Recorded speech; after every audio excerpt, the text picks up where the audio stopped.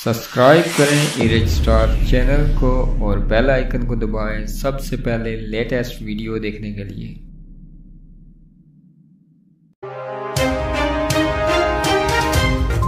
बिस्मिल्लाहिर्रहमानिर्रहीम। अस्सलाम वालेकुम दोस्तों, इरेज स्टार टीवी पर आपको खुश आमदीद। SSP राजा इरफान सलीम की खुसूसी हिदायत पर DSP सिटी अंसर अली की निगरानी में SHO पुलिस थाना सिटी इम्तियाज शौकत ने हमरा नफरी सब इंस्पेक्टर मोहम्मद अजमल समाज दुश्मन अनासर के खिलाफ कार्रवाइयों का सिलसिला तेज कर दिया और 3 मुख्तलिफ कार्रवाइयों में मोहम्मद फारूक से 105 ग्राम हेरोइन, जबकि सेक्टर F2 से मुल्जम आफ्ताब अहमद सकना जेलम से पिस्तौल 30 बोर मां रोंद बरामद करके गिरफ्तार कर लिया। मुल्जम हवाई फायरिंग की वीडियो सोशल मीडिया पर अपलोड करता था, जबकि तीसरी कार्रवाई में मोबाइल चोर आतिफ को गिरफ्तार करके चोरी शुदा मोबाइल मालियत 40,000 बरामद कर लिया।